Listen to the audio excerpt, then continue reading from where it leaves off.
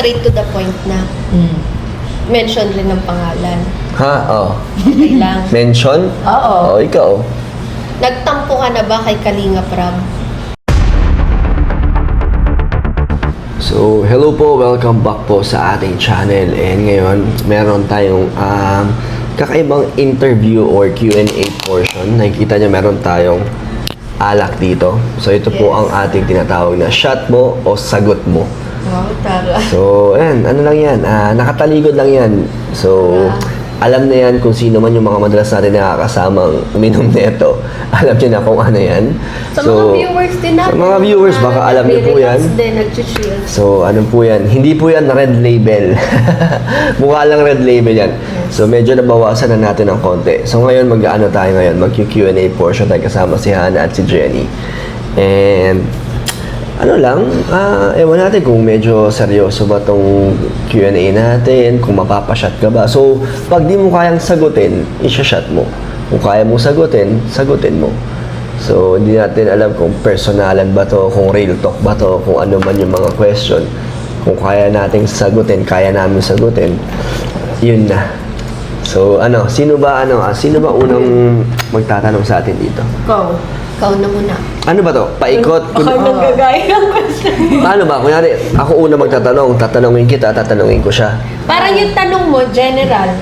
Pwedeng ganun. Pang sa ating lahat na, isang tanong lang sa ating Pwedeng lahat. ganun. Pwede Oo, ganun na. namang, rin, tig-isa Kahit rin. tatlong ikot, depende. Kasi mamaya may tanong ka about Kalingap. Eh, di naman ako totally, Hindi ka naman talaga kalingap. wala akong, Kasamahan ka lang namin. Kaya Oo. part of kalingap ka. Pero ngayon, ang unang tanong natin para kay Hannah ay, Para sa atin lahat. o para sa atin lahat, kamusta ka naman ngayon na almost 1 or 2 months na tayong nasa Manila? Hindi ako okay. Sagot yan, sagot. Sagot. So, hindi ka siya shot. Oh, may sagot siya eh. basic. Pero ang sagot ko dyan, hindi ako totally okay. Pero hindi dahil pumunta na din tayo ng Manila. Nakailang ulit naman na din po ako na may sarili akong personal problem ako na pinagdadaanan ngayon. So, yun, hindi ako okay. Pero sa nangyayari naman sa atin dito, para sa akin okay naman kasi parang feeling ko lalo tayo napupursige, mas nag-grow tayo. Kung pag wala tayong inaasahan, mas nagiging independent tayo, magkakaroon tayo ng sariling diskarte, mas nabubus yung dapat natin gawin, mga opportunities kinukuha natin. So, ayun. Tsaka yung parang nagtutulungan Solid. tayo, no? Okay, ikaw yung... Same question lang din. Oo.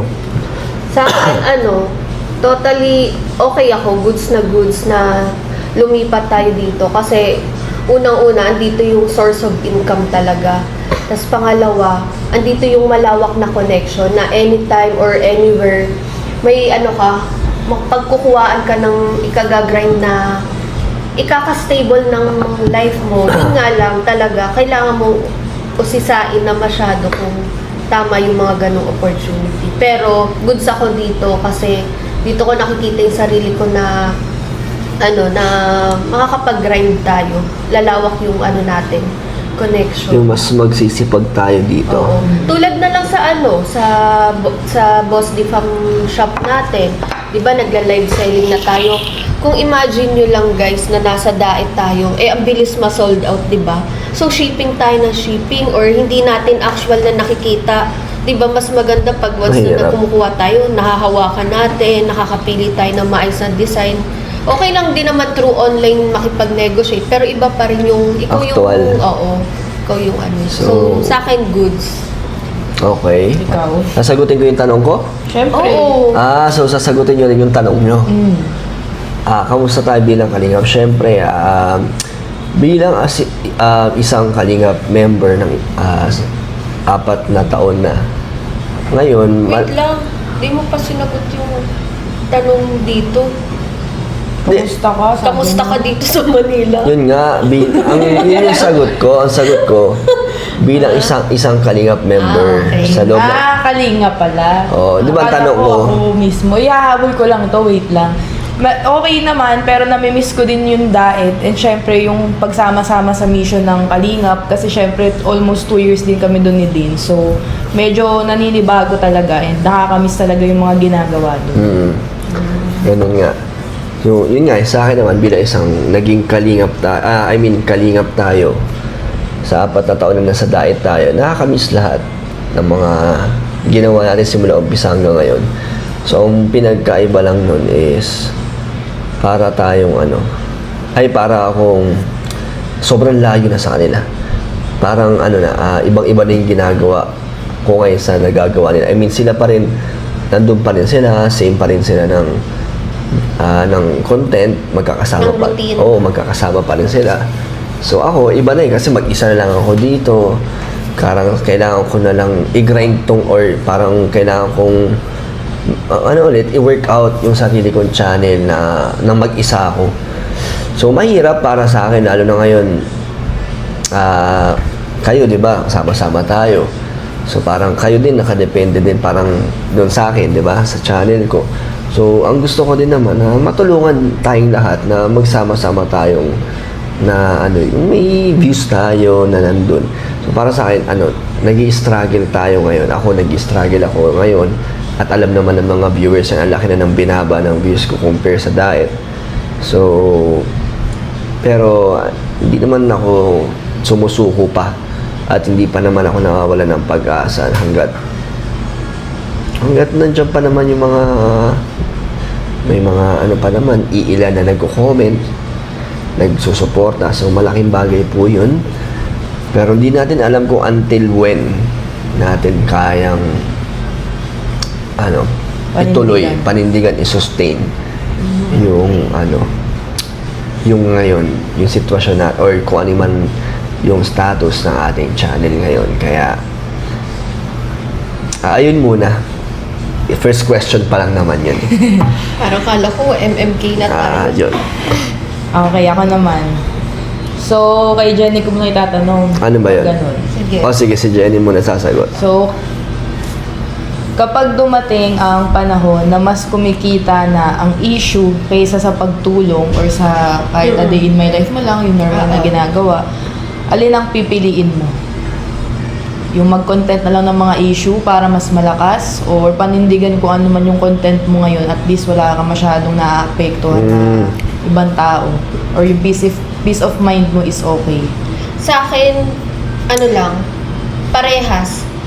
Pero yung i-specific ko lang na issue is about me and my family lang. Hindi ako lalabas hindi ako lalabas sa issue ng ibang tao.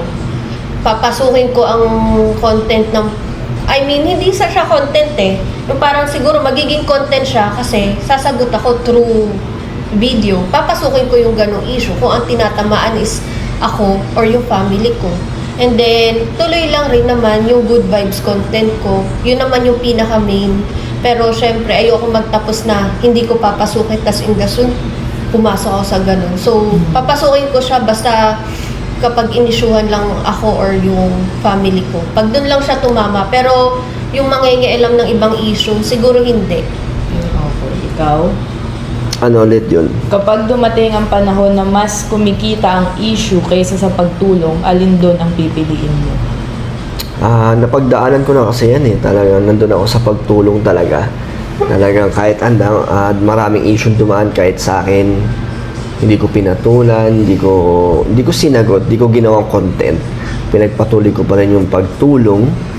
Pero na-realize ko lang sa parang at the end of the day, mas lamang pa rin yung ibang gumagamit or gumagawa sa iyo ng content na Kasamaan. oo, ikaw gumagawa ka lang ng pagtulong pero mas malaki yung balik sa kanila kasi syempre mas maraming views, maraming issue, mas gusto ng mga tao, di ba? And lalo na pag ikaw yung topic, parang ikaw yung agrabyado, doon sama-sama. So para sa akin ngayon, depende kasi pag wala ka ring views, kahit tulong ka ng tulong, wala ka ring peace of mind. Kasi wala kang views, anong itutulong mo, di ba? Unlike sa yung mga iba gumagawa kung anong content lang, anong issue. Hayahay lang sila, ko-content lang sila, magsasalita lang sila, gagawa ng kung ano-anong kwento. maraming views, di ba? Kaya sabi mo, i-bash sila ng i-bash, panalo pa rin sila kasi kumikita sila, di ba? So, depende rin sa sitwasyon talaga. Pero ako, mas focus ako sa pagtulong. At hanggat kaya kong tumulong, gusto kong tumulong, hanggat di tayo kailangan sumagot sa mga kwento nila or sa issue nila, hindi tayo sasagot. Okay. So, yun. Next. Ikaw, Marie.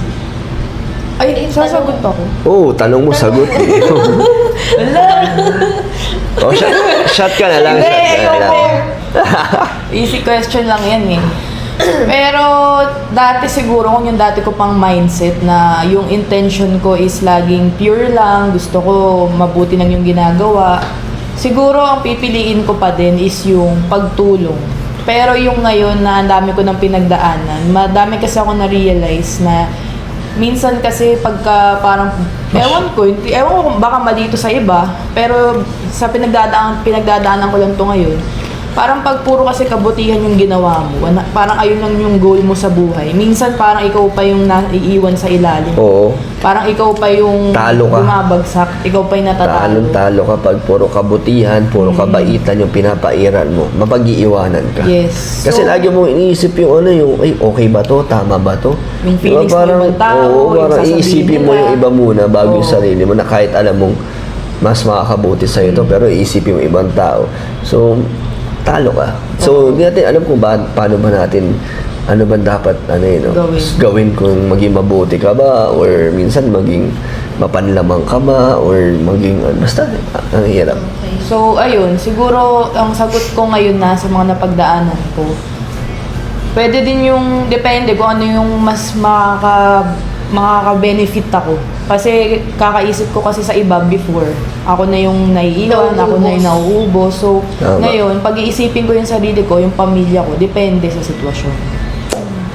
Oh, ikaw. Ako straight to the point na. Mm. Mention rin ng pangalan. Ha? Oh. Okay lang. Mention? Oo. Oh, ikaw. Nagtampo ka na ba kay Kalinga Prab? Ako? Ako sasagot rin ako dyan. Ako? Be honest lang. Shot na lang kaya. Takot rin. Oh, syumat ka Hindi naman na. sa takot. Ayokong pagpiestahan tayo ng reactors. syumat ka na. Tapos Shot pag... ka na lang. Natawag ka ng CJ. Hindi, kanina pa eh. Ay, yung taas to. Parang grabe Hindi, mo yun. eto na lang sasagutin ko. Oo. Pero hanggang doon lang. Okay. Nagkaroon tayo ng tampo, pero hanggang doon lang. Walang sama ng loob, tampo lang. Okay. Yun, ganun lang. Oh, i-shot mo na yan. Gusto niya lang rin uminom. Ang taas! Uy, ubusin mo yan. I-shot mo yan. O, ikaw na. Sagutin mo na yung tanong ni Jerry. Ako, iinom lang din ako. Wow! On the rocks to, guys. So, meron. Iinom ako. Basta, pagka uminom, pwedeng sumagot, pwedeng Oh, hindi. cheers! So, parang mga safe, mga ano. Cheers! So, Mm. ako na. Yes. Sasagutin ko Baka na. uminom ka din ah. Hindi ako iinom. Oo, nagtampo ako, pero hindi para sa sarili ko. Nagtampo ako para kay Dan. Bakit? Dahil, syempre, iinom na lang ako. Oh, paano yan? Nakikita mo. On the rocks ka? Hindi, oh. kasi Kasi parang kasama mo ako, ganun. napapansin ko lang na parang nagtatampo ako para kay Dan kasi napapansin ko lang yung the way na yung treatment niya sa'yo tsaka sa treatment sa iba. Parang may pagkaiba ng konti. Konti. Question mark. Yun lang. Hayaan mo na yan. Pero, syempre, yun lang yung observe ko. Pero, iba pa rin. Syempre, ikaw pa rin yung makakaramdam nun. Kasi, kayo yung may mas malalim na pagsasama. Observation ko lang yun sa buong pagsasama natin. Next question. Napainom ah. Ikaw na. Panunok? Ah, okay. O, ito na lang. Ikaw, sa'yo. Tanong ko to sa'yo. Oh. Taray. May iba. May pinagsisiyan ka ba na yung tipong sa akin ka, or no choice ka lang yata kasi sa akin ka yung parang after yung pumanig, parang sumama ka sa akin until hanggang dito. Pero ngayon, mababa ka ngayon. Yung views mo unlike dati. So, may pinagsisisihan ka ba doon? Wala. Kasi kung ano man din yung meron kami ngayon or na-save namin, dahil din naman yun sa pagpunta namin sa diet. And nung, syempre, yung pagpunta ko rin sa side mo, syempre, ikaw yung kapatid ko, tapos si Kuya Brooks, tatay ko. So, syempre, automatic naman yun sa side nyo at matubang din ako. So, hindi naman issue sa akin na pumunta ng diet, tas iiwan ko lahat ng merong opportunities ako dito at nag-try doon kasi okay din naman yung kinalabasan. And di naman natin talaga masasabi yung takbo ng buhay eh. So kung ano man yung nangyari sa atin ngayon, wala naman may gusto nun, nangyari lang talaga yun, and nasa sa atin na yung kung paano natin i-handle ngayon. So wala akong pinagsisisihan. Okay. So, sa'yo lang naman yung tanong kasi labas naman si Jenny. Next. O, ikaw na, tanong mo na. Wala, sagutin mo. Pwede ko rin naman Sasagutin ko. O may Sasag- pinagsisihan ka ba na pumunta ka ng diet at iniwan mo din yung mga opportunities mo dito noon? Hindi, wala kasi isipin mo, nagstay ako 4 na taon dun, di ba? Lahat naman ng na-accomplish ko doon, lahat ng nagkaroon ako sa ngayon, syempre dahil yan sa Kalingap, di ba? Hindi natin makakalimutan paano natin nakuha. Lagi tayong magpapasalamat sa mga yan, kay Kalingap Being Rab, grateful pa rin. Kuya Bal, Tita Edna. Sobrang grateful tayo sa lahat. Pero syempre, hindi lahat mga nangyayari sa buhay na pinagdadaanan natin. Medyo nagbabago din. May mga parang din, dumadaan din yung mga yun at hanggang ngayon, ibang sitwasyon na tayo ngayon. So, wala naman ako pinagsisisihan. Medyo nalulungkot lang ako sa mga nangyayari. Pero, still grateful pa rin ako. Yun. Yes. Okay. Oh, sino na? Ano tanong mo sa akin? Hindi, wala na. Ikaw naman tatanong. Ikaw, kung may pinagsisihan mo ba na sumama ka ng Manila, iniwan mo yung buhay mo doon sa diet? Labo. Oo. Iba naman ang buhay mo, hindi ka naman part sa amin, di ba? Negosyante. Sabi, ako wala talaga actually. Kasi alam yan ni Dana, halos balik-balik ako dito sa Manila. And yung family ko kasi tulad, di ba, kahit pa paano yung mga nakakanood, aware yung family ko na nag-i-stay talaga ako Manila. Tsaka actually parang halos dito na yata kami mabubuo sa Manila eh. Kasi pa-college na sila Cheska, sila tas si Daddy may communication na sila nung bunsong kapatid. Kaya mas ginaganahan lagi magpa-Manila si Daddy. So yun pa rin. Pero hindi ko ramdam na malayo ako sa pamilya ko kasi May family ka rin dito eh. di dahil sa may family ako dito, kahit naman nasa labo ako nun before, nung hindi pa tayo magkakasama, hindi rin kami nagkakakitaan. Nagte-text-text lang kami kung kakausapin ako personal ni Daddy. Pero usually, minsan sa isang araw, di ko nakikitaan yun ni Daddy. Kahit si James, ganyan. So, parang wala rin. Parang wala lang bago. Yun. Next, ako na no. So, kay Jenny muna. Okay. Anong gusto mo sabihin sa mga taong nanggamit lang sa'yo o tinalikuran ka nung wala ka ng pakinabang sa kanila, kung meron man? Gusto kong sabihin na thank you kasi nang dahil sa kanila natutuwa ko na parang kumbaga nauntog ako na hindi lahat ng mga nakakasalamuha mo or yung pinagkakatiwalaan mo is andyan pa rin para sa'yo. Minsan kasi, nagiging mabait lang sila or parang, yun nga, na nagiging nakadikit siya sa'yo dahil meron ka. Kaya parang sila yung naging dahilan kung bakit natutuwa ko at bakit naging aware na ako sa mga pwede kong makasalamuha. Yun lang. So, keep it up, guys. Ikaw? Ano gusto kong sabihin sa mga taong nanggamit? Nanggamit sa'yo o tinalikuran ka nung wala ka ng pakinabang sa kanila? Hindi ko alam kung talagang nanggamit talaga, di ba? Baka nagkataon lang na tayo Pwede ba naging... syumat kahit ano? Wow. Na-stress? Baka kasi, di ba? Parang tayo na yung naging way na nagkaroon sila ng meron sila ngayon. So, hindi ko alam kung ginamit, di ba, ng word na ginamit. Pero, anong masasabi ko sa kanila, ganon. Or yung mga taong tinalikuran ka nung wala ka ng pakinabang sa kanila? Ito na lang, thank you nung nandyan ako sa peak na medyo mataas tayo na lahat kayo lahat kayo sumuporta sa akin. Salamat, naramdaman ko yung pagsuporta nyo na lagi kayong Kalingap na, asan ka? kayo pa yung nagchat-chat, sama ko sa'yo, punta ako dyan. picture tayo, uy, vlog kita, interviewin kita. Sobrang thank you kasi true. at least paano na-experience ko na Nakatulong din yun. nakatulong din naman ako sa inyo kasi nandun yung supporters ko noon before na nagsusuporta sa inyo kasi na-vlog nyo ako. Kaya thankful din ako na nakatulong ako sa inyo. Kaso, ang masaklap lang. Nung nawala rin sila. Na bigla na lang. Yung tulong na nabigay mo sa kanila, hindi binalik Akala mo, ano na lang, yung tipong ayaw ka nilang makita sa kanila kasi baka i-bash sila. Yung tipong akala mo susuporta sa'yo pero mas sinuportahan pa yung kabila. Oo. Na akala mo, Wala silang alam. oo, yung parang hindi ka, walang suportang natanggap ako nung nangyari yun. So, parang iniwan ako lahat sa ere. Hindi lahat hindi naman iisang tao. May mga nanatili naman na nandyan. Pero kilala ko kung sino yung mga nawala. Kilala ko kung sino yung nandyan nung meron ako. Nawala na ngayon nung wala na rin tayo. Naiilang ako. So, Baka tumasig. ano na lang, thank you sa inyo sa pinakita at pinaramdam yung suporta. Pero nakilala ko rin kayo. Dahil doon na nawala tayo, nakilala ko kayo. Kaya, pagpatuloy nyo lang po yan. Parang ang init sa nung Hindi siya. alak. Kasi parang tagal ko na hindi umiinom. Tapos yung medyo Gumuguhit ba? isang shot pa lang. Parang Init na stress sa- kayo sa tanong. Ay ka, sagutin mo na yung Ako sarili mong naman, tanong. thank you kasi simula nung naka-experience ako or kami ng ganyan, mas namulat ako sa realidad.